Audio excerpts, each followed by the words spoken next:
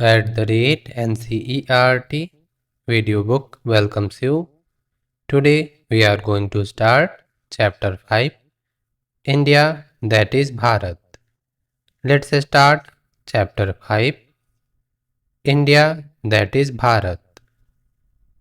In India, at a very early time, the spiritual and cultural unity was made complete and became the very stuff of the life of all this great surge of humanity between the Himalayas and the two seas. Sri Aurobindo.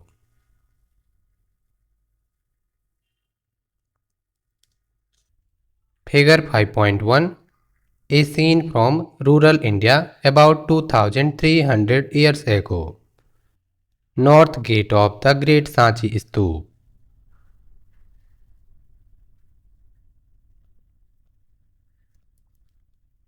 The big questions. 1.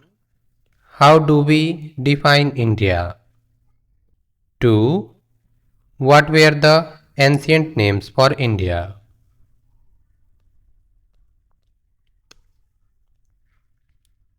Figure 5.2, a physical map of the Indian subcontinent with some of its rivers. You can see Hindu Kush mountain range, Himalayas mountain range, and rivers such as River Indus, River Jhelum, River Chenab, River Ravi, River Satluj, River Vyas, River Saraswati, River Indus again, River Yamuna, River Ganga, River Chambal, River Ganga again, River Brahmaputra, River Narmada, River Tapi, River Mahanadi, River Godavari, River Krishna, River Kaveri, and Arabian Sea and Bay of Bengal.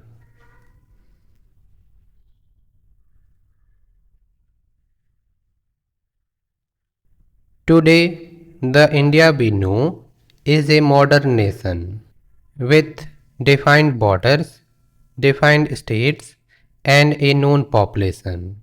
However, it was very different 500 years ago, 2000 years ago, or even 5000 years ago. This region of the world, which we often call the Indian subcontinent, has had many different names and shifting boundaries. We can learn about India's past and evolution from many different sources. Let us explore. Think about it. Consider the physical map of the Indian subcontinent at the start of the chapter. What are its natural boundaries that you can make out?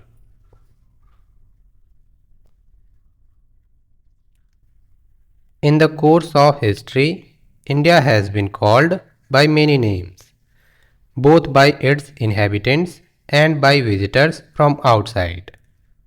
These names come to us from ancient texts, accounts of travelers and pilgrims, and inscriptions. Inhabitants, people who live in a particular place.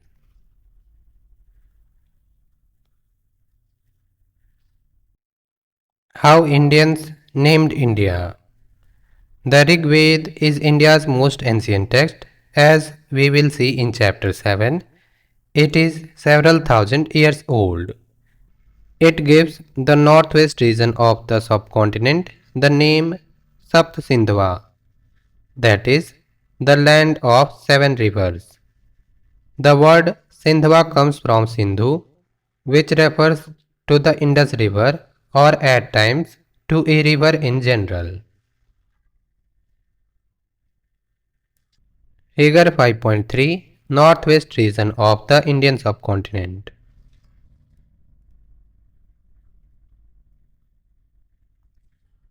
Moving on in time, we see names for other parts of India appear in the literature. The Mahabharata is one of India's most famous texts. We read about it in the theme Our Cultural Heritage and Knowledge Traditions. Interestingly, it lists many regions such as Kashmir, more or less today's Kashmir, Kurukshetra, parts of Haryana today, Wang, parts of Bengal, Pragjyotish, roughly today's Assam, Kutch, today's Kutch, Kerala, more or less today's Kerala, and so on.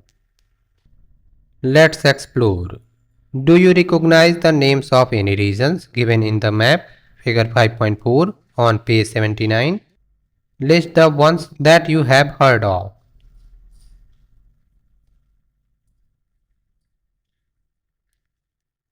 Figure 5.4 Map of a few regions listed in the Mahabharata. Many of them are also mentioned in the text as kingdoms. You do not need to remember those regions, but notice how they cover the entire geography of the subcontinent.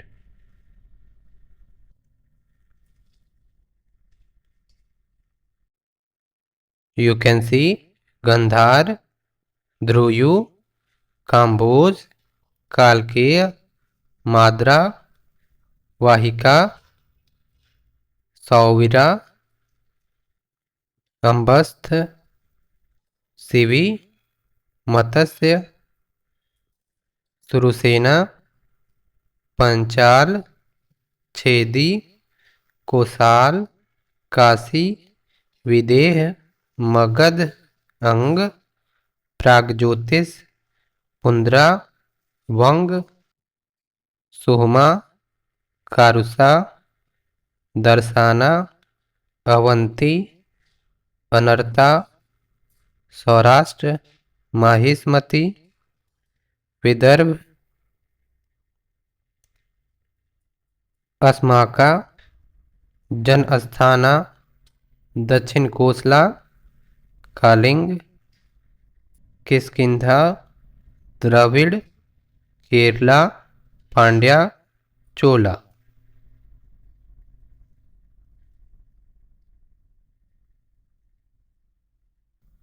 But when do we come across a name for the entire Indian subcontinent?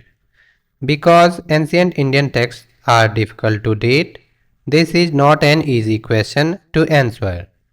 The Mahabharata uses the terms Bharatvarsh and Jambudvip, and scholars generally agree that this long poem was written from a few centuries BCE onward.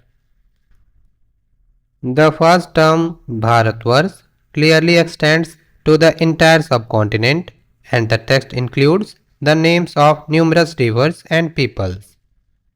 Bharatvarsh means the country of Bharatas. Bharat is a name that first appears in the Rig Veda, where it refers to one of the main Vedic groups of people. In later literature, several kings named Bharat are mentioned. The second term, Jambudvip, means the islands of the fruit of the jamun tree. This is indeed a common tree native to India, also called Jambul tree, Malabar plum tree, etc. Jambudvip came to mean the Indian subcontinent. In fact, we get a good clue from an Indian emperor. His name is Asoka, and we will meet him later. For now, we can take his date to be about 250 BCE. As we will see, he left us many inscriptions. In one of them, he used the same name Jambudvip to describe the whole of India, which at the time included what is today Bangladesh, Pakistan, as well as parts of Afghanistan. A few centuries later, Bharat became the name generally used for the Indian subcontinent. For instance, in an ancient text called the Vishnu Puran, we read उत्तरम यत् समुद्रस्य him आच्छादित दक्षिणम वर्षम तद भारतम नाम, which means the country that lies north of the ocean and south of the snowy mountains is called Bharat.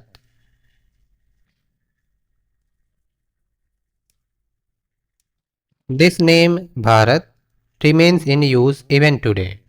In North India, it is generally written as Bharat, while in South India, it is often Bharatam.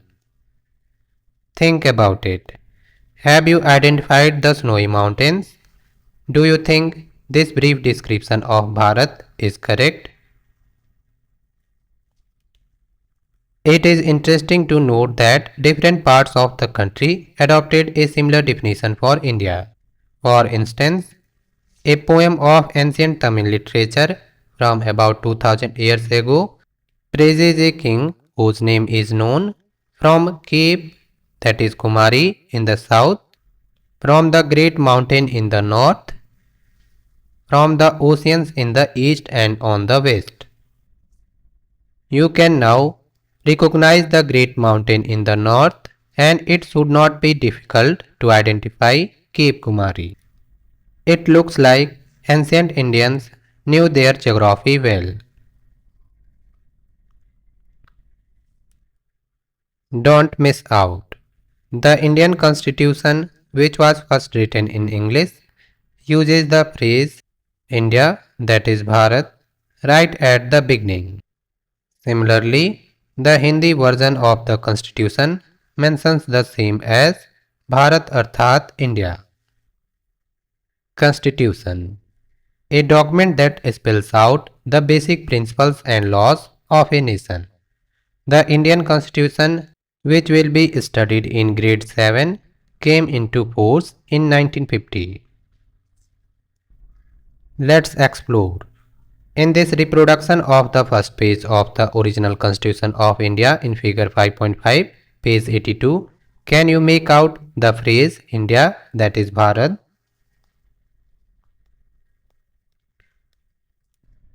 Figure 5.5, first page of the Constitution of India. Source, reprint of the original Constitution of India, Ministry of Culture, Government of India, 2000. You can see a phrase here, India, that is Bharat.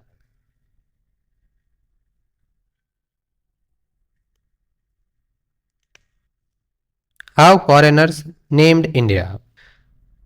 The first foreigners to mention India were the Persians, the ancient inhabitants of Iran. In the 6th century BCE, a Persian emperor launched a military campaign and gained control of the region of the Indus River, which, as we saw, was earlier called Sindhu.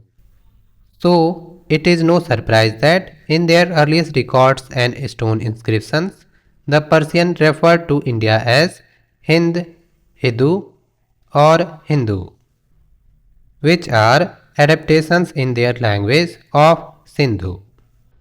Note that in ancient Persian, Hindu is purely geographical term. It does not refer here to the Hindu religion. Based on these Persian sources, the ancient Greeks named the region Hindui or Indique. They dropped the initial letter H of Hindu because this letter did not exist in their Greek language. You can see the word Sindhu was called Hindu by Persian and Hindui or Indique by Greeks. The ancient Chinese also interacted with India. In several texts, they refer to India as Intu or Indu. This word also originally comes from Sindhu in the following manner. You can see Sindhu was called Hindu, then Indu, then Indu.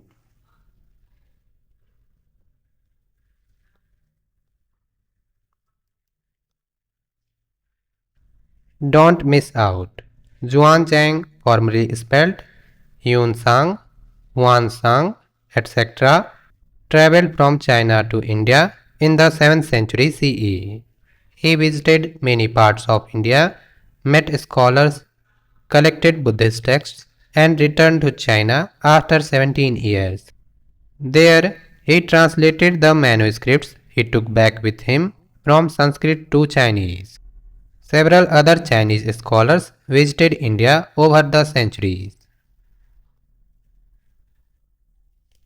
Another Chinese word also derived from Sindhu was Tianzhu, but this word could also be understood as heavenly master. This reflects the respect the ancient Chinese had for India as the land of the Buddha.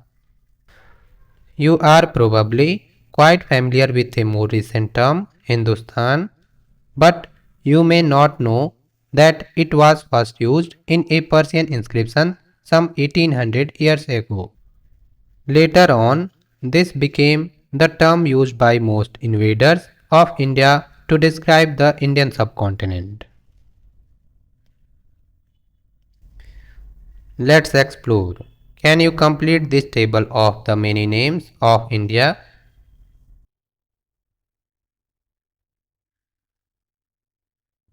Persian called India as Hind, Hidu, Hindu. Similarly, Greeks called India as Indui, Indique.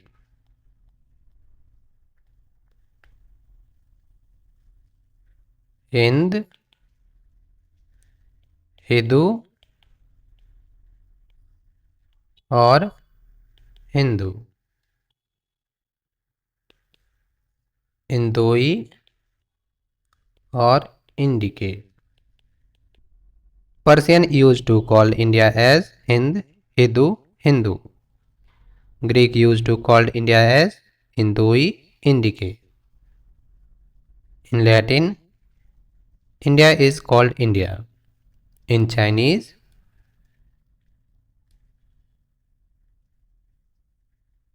India is called Intu, Indu.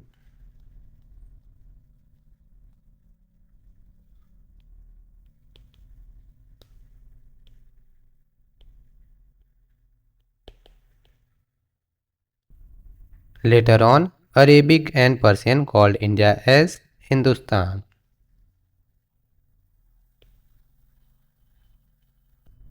India is called India in English and in French, Inde.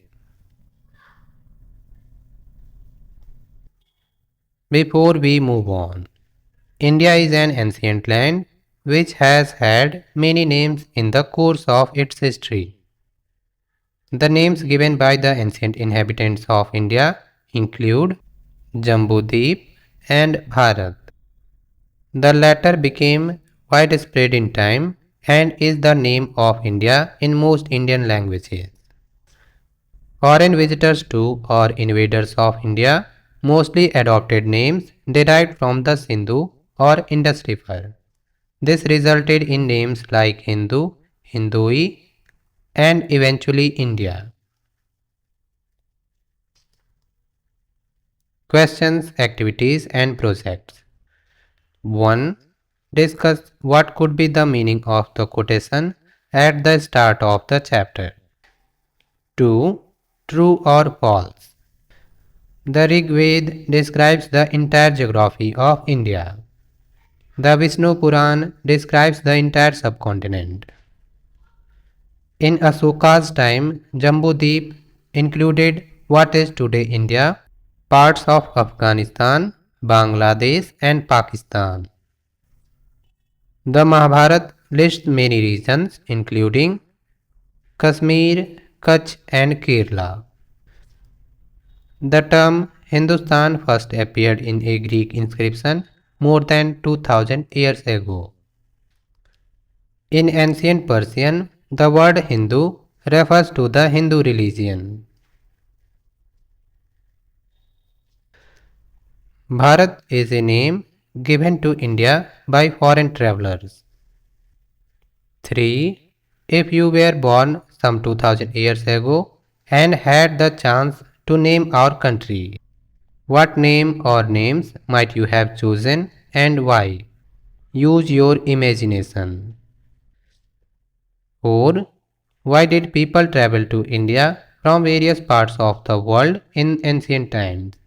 What could be their motivations in undertaking such long journeys? Hint: there could be at least 4 or 5 motivations. For more videos, you can subscribe at the rate NCERT video book. Thank you.